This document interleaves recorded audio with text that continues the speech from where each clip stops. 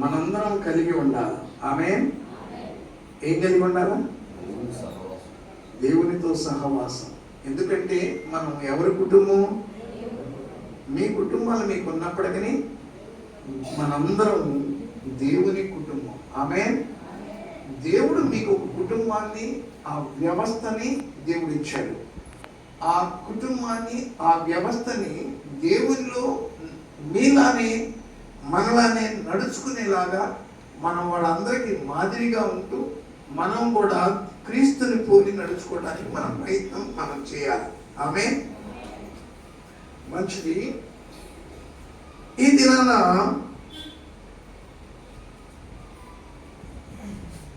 లోకరాజ్యాలు దేవుని రాజ్యాలు వచ్చి కొంత ధ్యానిద్దాం.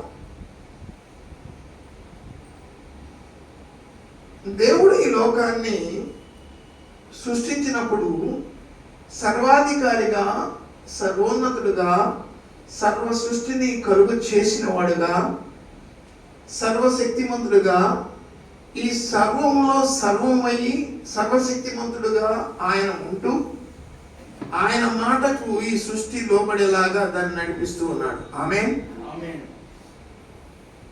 అయితే ఈ సృష్టిలో 5 రోజుల సృష్టి ఆయన చెప్పినట్టు విన్నది, కానీ 6వ రోజున సృష్టించిన సృష్టి మాత్రం ఆయన చెప్పినట్టు వినలేదు.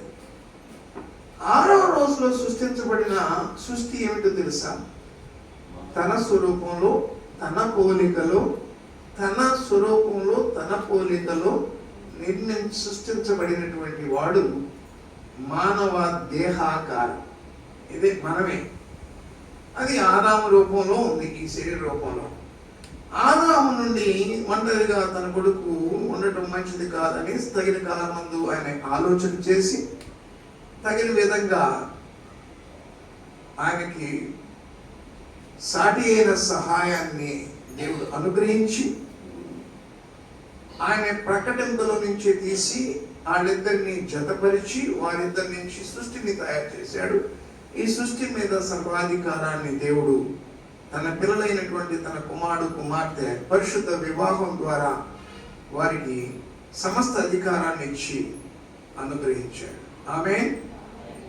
ఇంతవరకు మీకు అంత తెలిసిన విషయమే.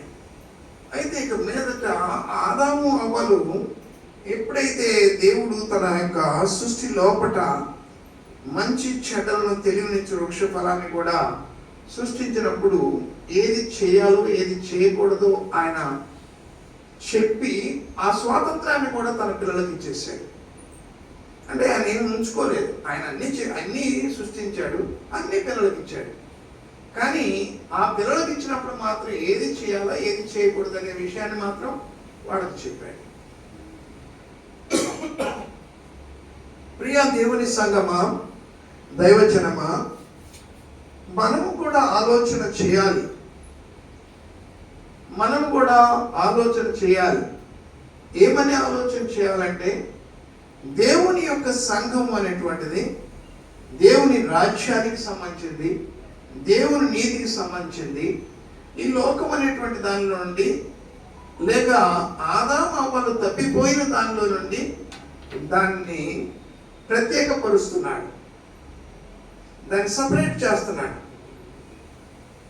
దాన్ని ప్రత్యేకపరుస్తూ దాన్ని సపరేట్ చేస్తున్నాడు. కొలసీలు రాసిన పత్రిక 1వ అధ్యాయం 13వ వచనంలో ఆ మాటని మనకు స్పష్టంగా తెలియజేస్తున్నాడు.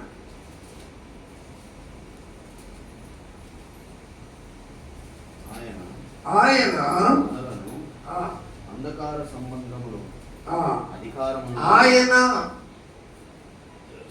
మనలను అంధకార సంబంధమైన అధికారము, అంధకార సంబంధమైన అధికారం, అది లోకాధికారం. అంధకార సంబంధం, దానికి కూడా అధికారం ఉంది. అంధకార సంబంధమైన అధికారములో నుండి బయటికి తీసుకొచ్చాడు. ఎలా తీసుకొచ్చాడు? ఐగుప్తీయుని ఇశ్రాయేలు ప్రజలను లోపట ఆ ఫరో రాజు కింద అన్య దేవతల మధ్య, అన్య రాజుల మధ్య వాళ్ళ యొక్క రాజ్యం కింద పనిచేసుకొని, భూమి అయింది కాబట్టి ఆ భూమి అంతా మీద ఎవరైనా బ్రతకొచ్చు. కానీ ఆ భూరాజ్యాలు ఎవరు స్వాధీనపరుచుకున్నారంటే అన్య దేవతలని ఆరాధిస్తున్నటువంటి వాళ్ళు రాసులు దాన్ని అంతటిని ఆక్రమణ చేసుకున్నారు. దాన్ని దురాక్రమణ అంటారు. చేసుకొని వాళ్ళ రాజ్యాన్ని స్థాపించుకొని ఆ రాజ్యాన్ని ఏలుతున్నారు. దాని అంతటిని ఏమన్నాడంటే దేవుడు అంధకార సంబంధమైన అధికారము అన్నాడు. ఆమేన్. అంటే ఈ లోకంలో మనం కూడా ఉన్నాం. ఇప్పుడు మోడీ ప్రభుత్వం, బీజేపీ ప్రభుత్వం, దానికైతే మనం కూడా ఉన్నాం. మనకు ఒక చట్టం ఉంది, మనకు ఒక అధికారం ఉంది, మనకు ఒక రాసు ఉన్నాడు, మంత్రి గారు ఉన్నారు, దానికి ఒక పద్ధతి